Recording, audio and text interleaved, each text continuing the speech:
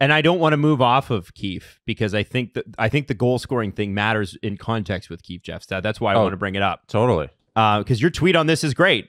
What is it, 14 straight games? Their last 14 playoff games, the Leafs have failed to score more than 3 goals. And in one of those last 14 games, did they score exactly 3 goals. How are they built? 13 of 14 games. Yeah.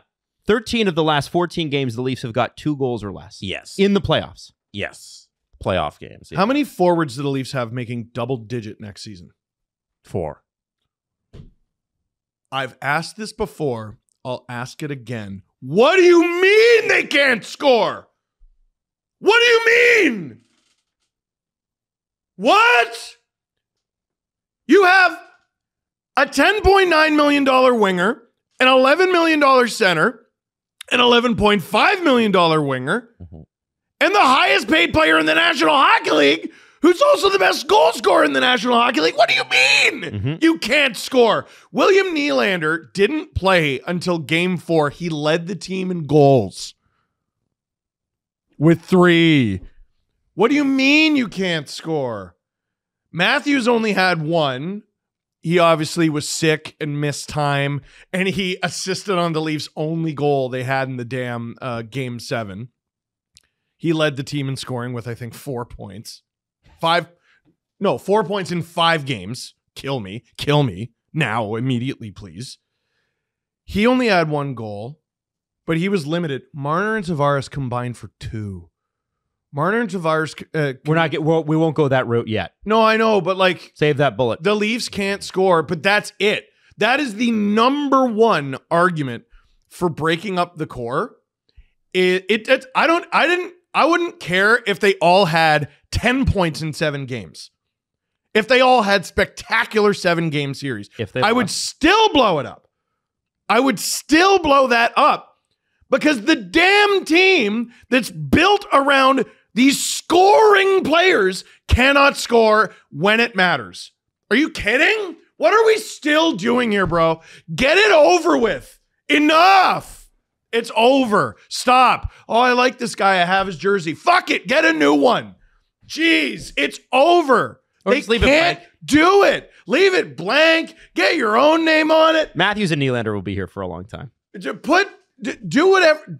I don't.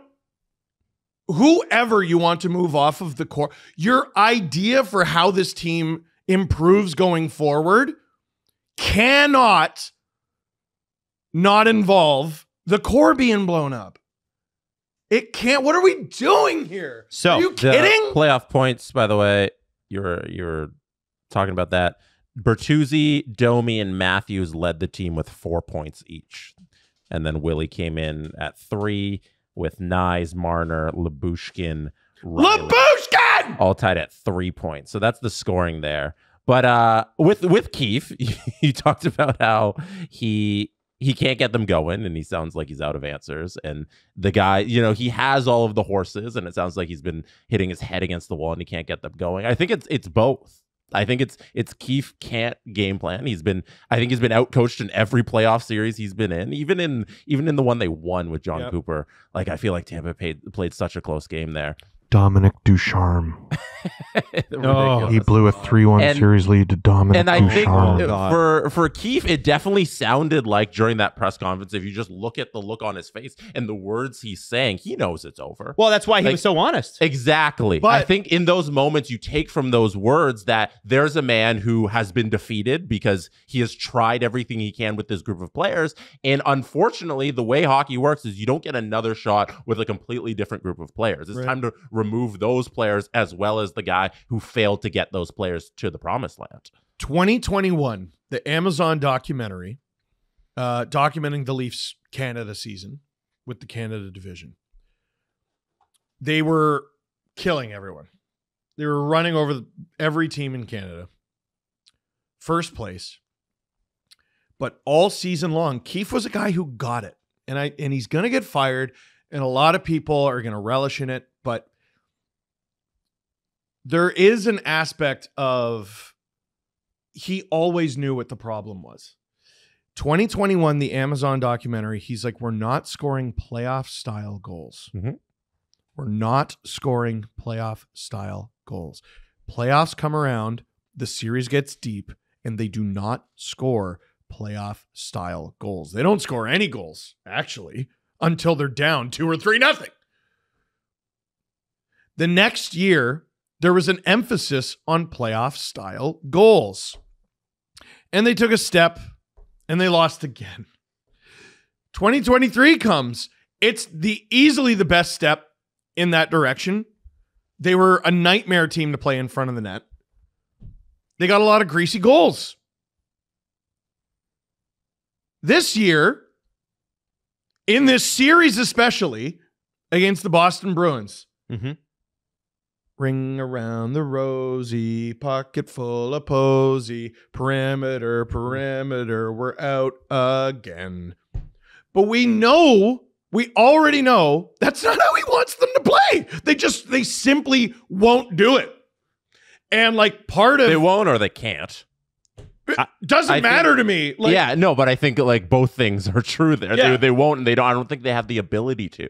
Bullshit. They got some big guys. They got big guys who can fight, and they wouldn't do it or can't do it. Or, you know what? Like, I'm not sure I care about the how we get there. All I know is part of being a coach is motivating your players to do the things that you want. And he's told them for years, here's how you win in the playoffs. And they won't do it. They're not interested. They're scared. Whatever it is, they won't do it. They can't do it. And now it's going to cost all of them their time in Toronto. They're all gone. So, and that's how it works. Yep. Yeah. In every other sport. This is the results business. He can't get his guys going, and they can't do it. So they all need to go. And this is what. But they were close. This is what doesn't matter. I'm kidding. This is what we were talking about. And then I think Kyle Dubas finally admitted last May, which was... You're right. I do love my guys. The rigidity of the process prevented them from understanding where their weaknesses were. They hired people who were very smart, but all agreed and believed the same thing. And unfortunately, when that happens, if, the whole thing was the score, the whole mantra with the book, the score takes care of itself, which Kyle Dubas lived by.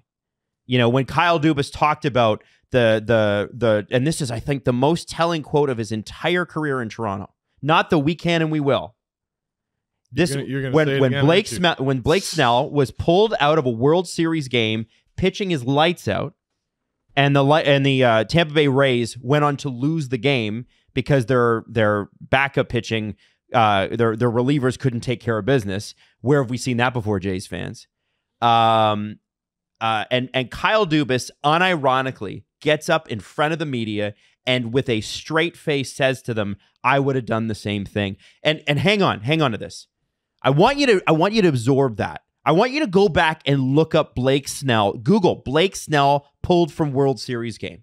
Go look at what happened afterwards. Catastrophe. And the fact that the NHL general manager at the time, Kyle Dubas, for the Toronto Maple Leafs, said, "I would have done the same thing." And then 2 years later, right before he gets fired, goes, "Maybe we were too rigid. Maybe we didn't look at things objectively because we believed so much in what we were doing that we just didn't take the results as seriously as we should." The one thing in the book, the score takes care, because I've read the book, the score takes care of itself. We get it. You're smart. The one thing that they say in the book is you have to look at your results. Hey, the one thing that they say is okay, so you may think you're doing really well in one area, but you have to drill down even in the areas where you're good and go, okay, but are we? And I don't think the Toronto Maple Leafs did that until last May. And I think that's where Dubas switched gears. I think they were a few weeks away from Mitch Marner's no trade clause kicking in. And I think Brendan Shanahan said, no, this is mine. And let me just read a stat to you. Drew just sent this through. The Maple Leafs are the second team. I bet he did. Are the second team in the MLB, NBA, NFL, NHL history to make the playoffs 8 straight seasons, but win a total of only 1 playoff round in that span or none. The only other team to do it was the Buffalo Sabres from 87-88 to 94-95. Good Lord. Now, it's a little bit of a cherry pick stat because there are plenty of teams that went 8 consecutive years without making the playoffs. Sure. You know, like, so it's not like they're one of the worst teams in that stretch. But no, I know. This isn't about the Leafs being bad. Mm-hmm.